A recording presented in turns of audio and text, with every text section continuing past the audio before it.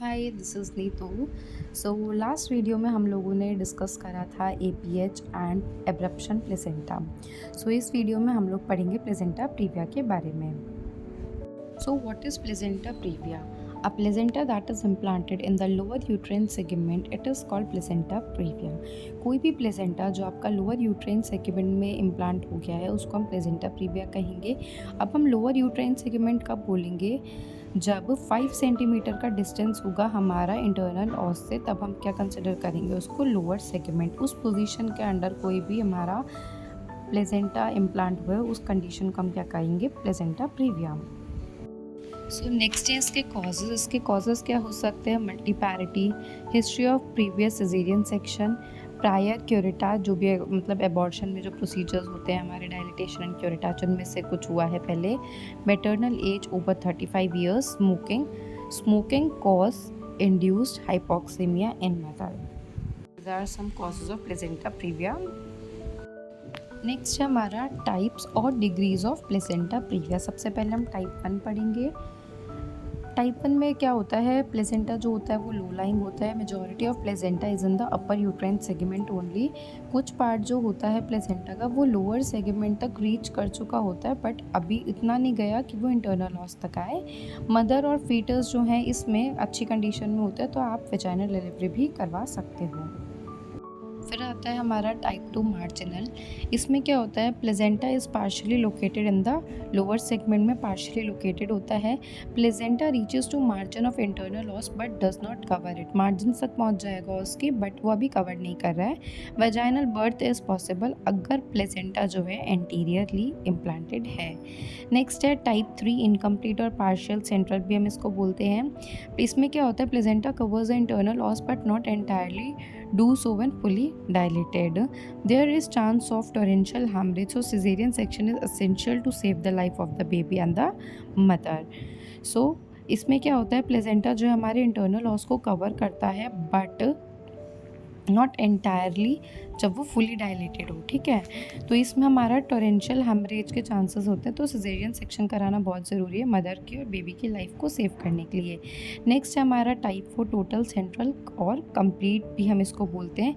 इसमें completely internal ऑस को वो कवर करता है जब वो फुली डायलेटेड होता है, और बेबी को जो है इसमें तो हम सिजेरियन सेक्शन के थ्रू ही बॉर्न करवाएंगे, डिलीवर करवाएंगे। सब इस इमेज में आप देख सकते हो टाइप 1, टाइप 2, टाइप 3, टाइप 4 में कहाँ कहाँ प्लेसेंटा जो है हमारा इम्प्लांट हो रखा है। सो नेक्स्ट है हमारा sign and symptoms. Sign and symptoms क्या होंगे?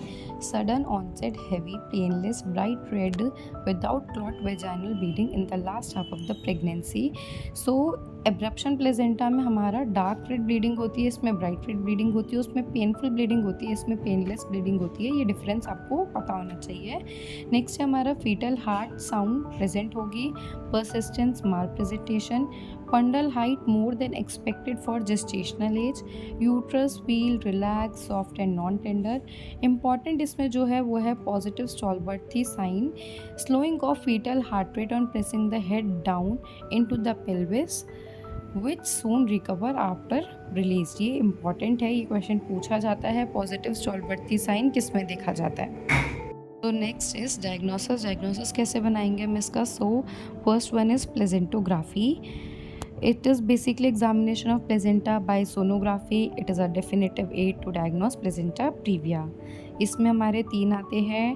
Trans abdominal sonography which is used after 30th week. It has 98% accuracy. Poor accuracy in posterior attachment of placenta and in obesity देखी जाती है। Next is transvaginal sonography, 100% accurate होता है ये। And next is colour doppler flow study. After placento sonography there is clinical confirmation which is double setup examination or vaginal examination. It is an intravaginal examination of the placenta previa under general anesthesia. So what are the maternal complications during pregnancy, during labor and during puerperium?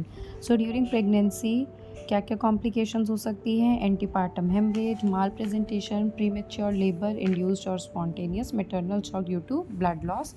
During labour cord prolapse हो सकता है, intrapartum haemorrhage हो सकता है, slow dilation of cervix and retain placenta. Urine puerperium, sepsis due to increased operational interference, subinvolution, air embolism, PPH due to atonic uterus.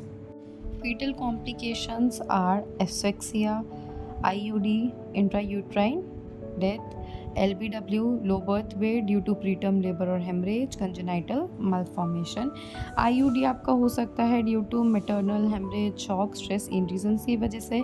Asphyxia हो सकता है due too early separation और compression of placenta.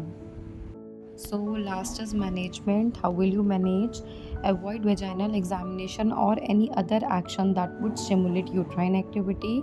An initial assessment to determine the status of the both mother and fetus. Complete bed rest in side-lying position after diagnosis. Mothers used to be treated in the hospital from the first bleeding episode to till birth. It is now considered safe to treat placenta previa on an outpatient basis also if the fetus is at less than 30 weeks of gestation and neither the mother nor the fetus is in distress.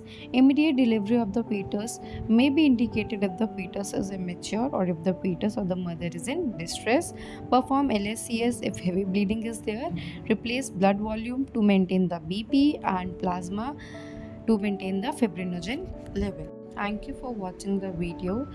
If you like this video, please like, share and subscribe my channel for more such informative videos. Thank you.